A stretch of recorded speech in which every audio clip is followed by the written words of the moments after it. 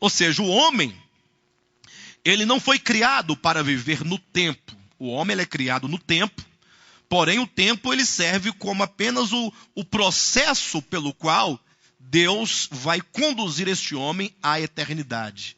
Isso é por isso que está lá em Eclesiastes capítulo 3, versículo 11, quando diz que Deus colocou a eternidade no coração do homem. O que significa que, se você olhar para um animal, qualquer um que seja, jamais um animal vai ter no coração o desejo, o anseio pela eternidade. Já o homem, mesmo aqueles que dizem não crer em Deus, eles almejam pela eternidade.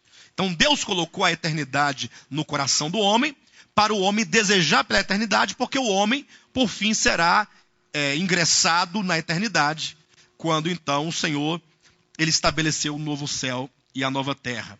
Então o livro do Apocalipse é o livro que traz a consumação dessa longa história. Uma história de criação, uma história de queda, uma história de rebelião, uma história de transgressão, uma história de culpa, de pecado, uma história de muitas tragédias pelas quais o homem passou, de misérias, de destruição, mas também uma história cheia de amor, cheia de redenção, quando Deus intervém na história para redimir o homem. E então começa também uma história de cura, uma história de transformação. De tudo isso, o que nós vemos? Nós vemos Deus trabalhando o homem. E este é o ponto central da Escritura naquilo que se refere a mim e a você. Porque é verdade que a Escritura revela a Deus e que a Escritura é teocêntrica, tem Deus como centro. Ela é cristocêntrica, tem Cristo como centro. Mas no que diz respeito ao homem, o que há de mais importante? Senão você compreender que a sua existência está aqui, revelada na Escritura, e que Deus então, Ele quer mudar a sua vida. Esse é o grande ponto. Porque para onde você olhar, para a direita, para a esquerda, para frente, para trás, quando você olha, assiste a um noticiário, você lê um jornal, ou você conversa com alguém, você vê constantemente um mundo cheio de sofrimento. Todo ser humano, onde quer que ele esteja, ele estará cercado por sofrimento. O mundo está gemendo, como diz lá em Romanos capítulo 8. A criação, ela geme angustiada, porque ela está sofrendo a corrupção. Então, o grande problema do ser humano é o sofrimento.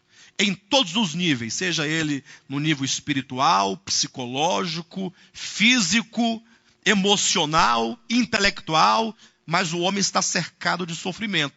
E o homem busca solução. E aqui está o grande detalhe.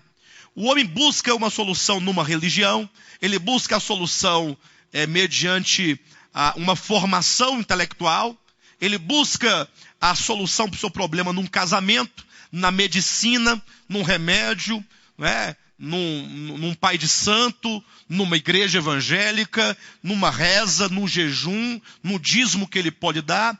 E por mais que o homem procure a solução para o seu problema, ele não encontra. Ele não encontra. Nós vemos cada vez mais o sofrimento aumentando na humanidade. E tudo isso porque o homem procura esses meios de cura, que seria os meios de salvação, os meios de redenção, eles procuram nas suas próprias fatalidades. Ou seja, o homem caído não pode produzir cura. O homem pecador, o homem que é doente, o homem perdido, ele não pode de si mesmo promover ou produzir cura, saúde, vitória, felicidade eterna. Até hoje mesmo tinha um grupo lá do Sem Fronteiras debatendo a questão do pecado. E por mais que a gente falava que o pecado não pode ser vencido pelo próprio homem, mas eles continuamente falavam que não, que o homem deve lutar contra o pecado. Eu falei, então você continue lutando contra o pecado. Aí eu perguntei, você luta contra o pecado? Eu luto contra o pecado. E você tem vencido o pecado? Ele falou, não, todo dia eu sou derrotado por ele. Eu falei, então você continue lutando contra o pecado, que você nunca vai vencer o pecado. Pastor, então nós não temos que lutar contra o pecado? Eu falei assim, absolutamente. Porque o pecador nunca poderá vencer o pecado. Porque a sua natureza é caída. A natureza do homem é caída. Por que nós pecamos? Por que você peca? Porque a sua natureza humana é o quê? É caída.